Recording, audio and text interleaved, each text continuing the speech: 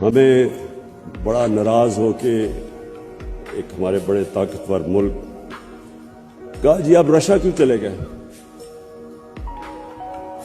ایک ملک کو کہہ رہے ہیں کہ آپ نے رشیا کا دورہ کیوں کیا اور غصے ہو گئے ہیں.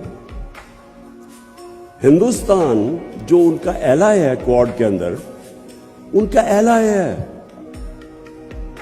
اس کی پوری مدد کر رہے ہیں.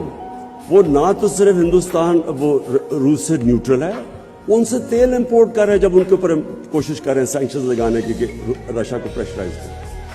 اور میں آج بیان پڑھ رہا ہوں برطانیہ کی فارن سیکرٹری کا کہ جی ہم ہندوستان کو نہیں کہہ سکتے ان کی انڈیپینڈنٹ فارن پالیسی ہے، اٹس این انڈیپینڈنٹ کنٹری. تو ہم کیا ہیں؟ ہمیں تو صرف آپ وہاں کیوں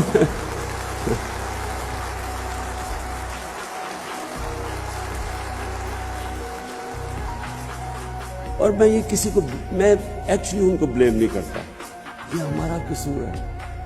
میں ابھی دیکھ رہا تھا کل ہمارے جنہوں نے اچکنے سلوائی ہوئی ہیں وہ انٹرویو دے رہے تھے کہ امریکہ کو ناراض نہیں کرنا چاہیے.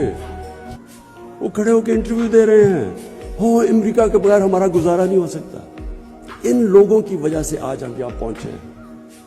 انہوں نے اپنے ملک کو اپنے ایلیٹ کے، پھر سے میں ریپیٹ کرتا ہوں، قوم کے نہیں، ایلیٹ کے انٹرسٹ میں قربان کیے اپنی قوم. ان کے لیے انہوں نے سارے ہمارے ملک کو ذلیل کیا دنیا میں. ہمارے اکنامک انٹرسٹ انہوں نے قربان کیے اپنے ذاتی، جن کے پیسے باہر پڑے ہیں، دولت باہر پڑی ہوئی ہے. ڈر رہے ہیں وہ کہ جی وہ جو رشین اولیگارکس کے پیسے سے اور آف شور اکاؤنٹ سے ہو رہا ہے وہ ان کے نہ ہو جائیں پھر. اس لیے ہمارے سارے ملک کی عزت کو داؤ پہ لگاتے ہیں. کبھی کسی ملک کی عزت نہیں ہوتی جو اپنے پیر پہ نہیں کھڑا ہوتا.